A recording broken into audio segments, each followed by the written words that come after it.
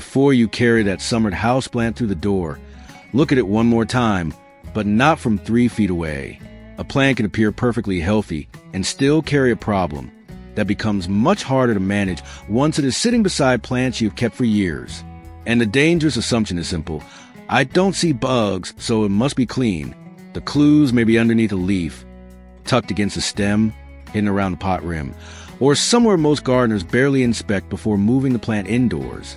So don't start by spraying everything.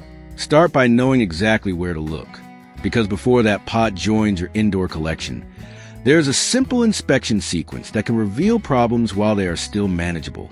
The inspection needs to start before cold weather makes a decision for you. Don't wait until a frost warning appears, and you suddenly have 15 pots that must come inside that evening. Houseplants sold as tropical do not all have the same tolerance for cool nights. The RHS, for example, uses about 50 degrees Fahrenheit or 10 degrees Celsius as a general point to bring many summered houseplants back indoors, but some tropical species need warmer minimum temperatures. So check the requirement of the plants you actually own and watch the forecast rather than the calendar. A gardener in Ontario or Minnesota may need to begin this process much earlier than someone in coastal Britain or the Pacific Northwest. What matters is seeing those cooler nights coming far enough ahead that you still have time to inspect, clean, isolate, and deal with problem outdoors or in a separate space. That extra time matters. If you discover scale, mites, or another infestation on the night the temperature is dropping sharply, your choices become much worse. You either expose a tender plant to cold or rush an uninspected plant into the house. So identify which pots will need protection first. Start with the most cold-sensitive ones and bring them through the process deliberately. And before deciding what needs to be sprayed, learn to inspect the plant correctly, because simply looking at the top of the leaves misses some of the most important evidence. Put the plant somewhere with strong, even light, and turn the pot slowly. Don't just scan the foliage from above. Start with the newest growth. Tender tips and developing leaves are often where feeding damage or small pests become noticeable first. Look for curling, distortion, pale patches, or anything that makes one growing tip look different from the rest. Now check the upper leaf surfaces, but then turn several leaves over. That second view matters. Look along the veins and near the point where the leaf joins its stalk. Find pale speckling. Tiny moving dots, webbing, sticky residue, or small clusters deserve a closer look. Then follow the plant inward. Inspect the leaf axils, nodes, petioles, and stems. These tight junctions can hide waxy material. Small bumps, insects, or eggs are easy to miss when you only look at the broad leaf surface. If the plant has buds or flowers, inspect those too, especially around protected folds and crevices. A small hand lens can be useful here, but you don't need laboratory equipment. Good light, patience, and actually rotating the plant will reveal far more than a quick glance. And if everything above the pot still looks perfectly clean, don't relax yet, because the foliage is only half the inspection. Now read the evidence, not just the insect. If a leaf has fine, pale stippling, tiny speckles that make the surface look washed out, inspect the underside closely. Add fine webbing, and spider mites move much higher on the suspect list. They are mites, not insects, and they can be extremely difficult to notice when populations are still small. A shiny or sticky residue tells a different story. That material may be honeydew, so look more carefully for sap-feeding pests such as aphids, mealybugs, whiteflies, or soft scale. If black sooty growth appears on that sticky surface, investigate what is producing the honeydew rather than treating the dark coating as the original problem. Cottony or waxy masses tucked into nodes can point toward mealybugs. Hard-looking or soft brown bumps that seem attached to stems or leaves deserve inspection for scale. Distorted young growth is another warning. But don't diagnose from that symptom alone. Several pests and even non-pest problems can deform new leaves. And if tiny flying insects rise when you disturb the foliage, identify them before reaching for a spray. Think of every symptom as a clue, not a verdict. Because a plant can pass every one of these leaf checks and still carry something indoors. The next place to inspect is the part most gardeners never think of as part plant, the pot itself. Now put the foliage aside for a moment and look at what you're actually carrying through the doorway. Run your eyes around the outside of the container. especially under the rim. Then lift the pot and inspect the base. Check the drainage holes, the saucer, and any cracks where moisture and debris collect. If the plant has stakes, ties, clips, or supports, inspect those as well. They create sheltered spaces that are easy to ignore. Then look across the surface of the potting mix. You may find ants, earwigs, springtails, fungus gnat activity, or other small organisms using container as shelter. But this is where identification matters. Not everything crawling around a pot is attacking your plant. Springtails, for example, are commonly associated with moist organic material and are generally more of a sign that conditions are damp than a reason to spray the entire plant. Fungus gnats are different. Repeated small flies around consistently moist potting mix are a reason to investigate the media and your watering practices more closely. The same applies to ants or earwigs.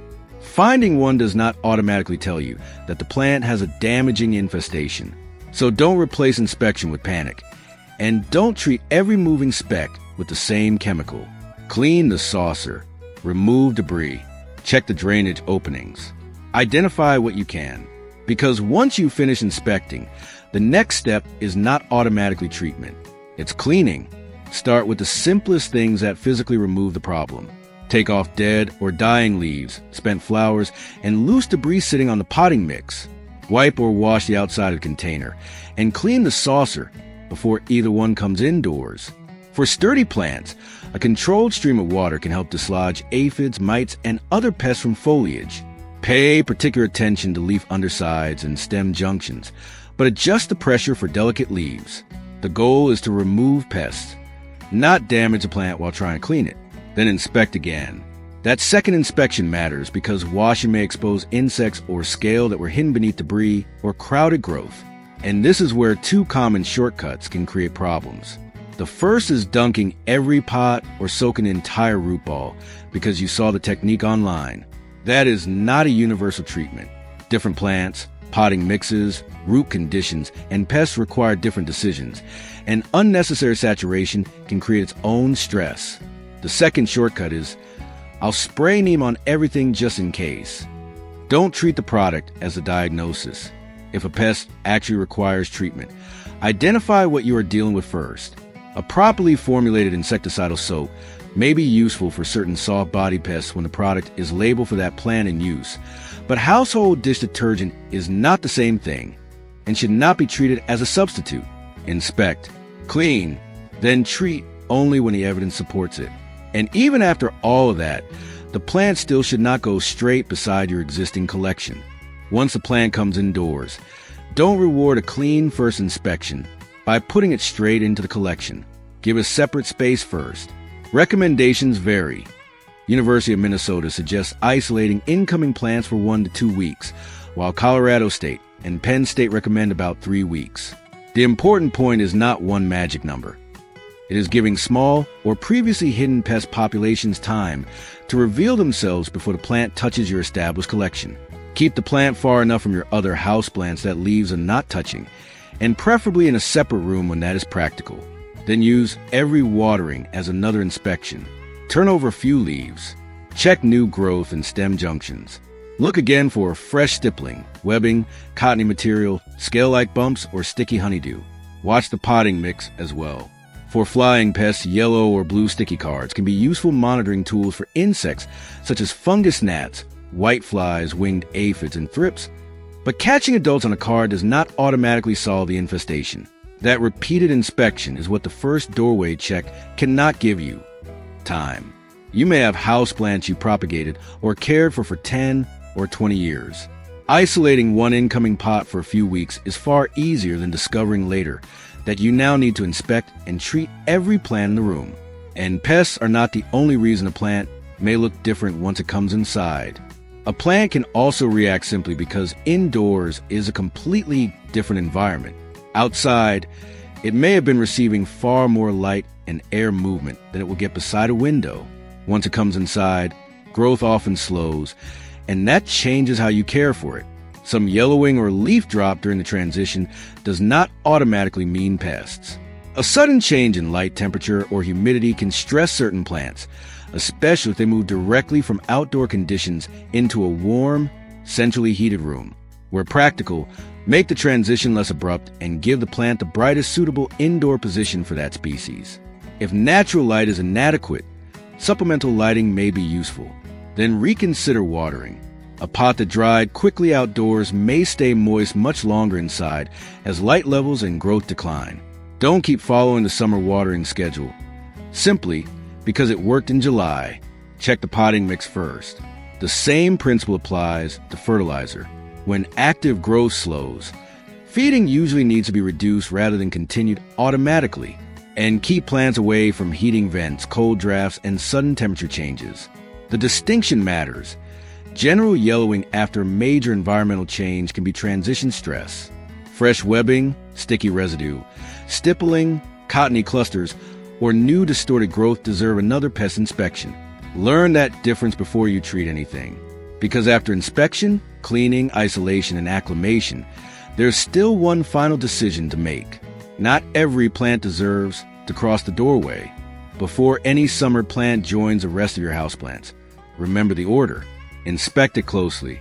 Clean what you can. Isolate it. Watch it. Then decide where it belongs. That last decision matters.